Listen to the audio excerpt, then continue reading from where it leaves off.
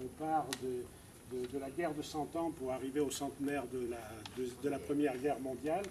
Et en remontant la rue avec différentes étapes, on va vous raconter l'histoire de cette ville avec le concours de la compagnie du Carillon.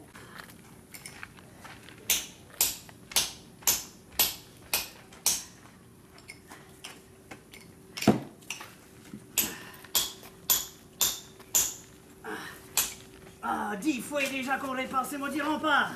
Il fait de la rime poétique, le Mordin. Ah, c'est qu'on s'y gèle le fond du Gambison dehors. Ah, puis ça depuis 2 lunes déjà, hein. Ouais. L'empire de Charlemagne est donc démantelé et il n'y a plus un pouvoir central fort, quel qu'il soit.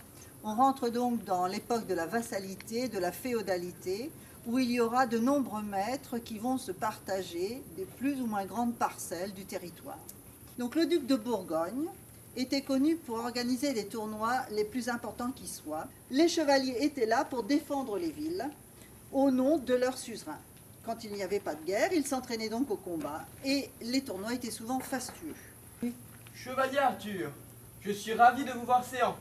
Vous êtes donc bien remis de votre blessure. Eh oui, Dieu n'a pas voulu de mon âme. Ah, mon écu s'est rompu pourtant, hein. Mais ma cotte de maille a tenu bon.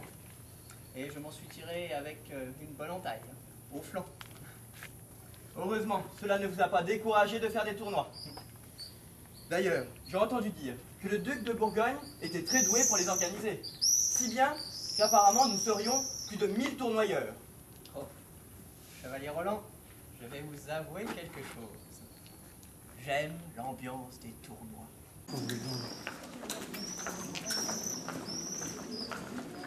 Balibert, ta bedaine et tes bonnes joues nous prouvent le contraire. Et c'est bien de la dentelle, et non de la toile de jute sur ce joli visage. Ah, moi, père! Ne me touchez pas! Coquin! Brigand! Vandale! Iconoclaste! Quoi? Iconoclaste. La dame te dit que tu as mauvaise haleine. Ah bah, pourtant j'ai rien mangé depuis hier. Oui, il paraît même qu'il faudra aller accueillir le roi jusqu'à Cône. Et que tous les enfants, ils devront être sur le bord de la route et crier « Vive le roi! Vive le roi! Vive le roi !» J'entends l'escorte là qui approche de la... Est une maison qui est typique justement de cette période qui va succéder, qui va être une période de paix relative, au début de la Renaissance.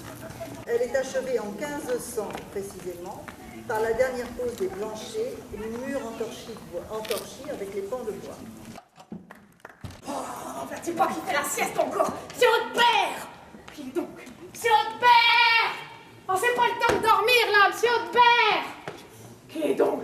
Oh, c'est votre père, c'est pas vrai, c'est votre père! Jacques François Audebert, 3e du nom, receveur du denier commun et grand échevin de la ville d'Avalon, qui ose me déranger ainsi. Eh ben, c'est Nicole Menuet, la femme du boulanger, monsieur votre père! Bon, décrivez quand même ces brigands. Hein? Eh ben, ils étaient armés, hein, ils étaient comme ça, barbeux, ils avaient des poignards, ils avaient des épées, ils avaient des arcs. Bah oui, vous voulez protéger les citoyens, mais vous les affamez avec vos impôts, là. Comment vous voulez les défendre alors qu'ils meurent de faim, faute d'argent pour se nourrir, et qu'ils meurent de froid, faute de bois pour se chauffer, monsieur l'échevin, haut de père! Sur cette place se trouvait une église qui s'appelait Saint-Julien. Et cette église a été complètement détruite au moment de la Révolution française, quand il y a eu ces guerres fratricides.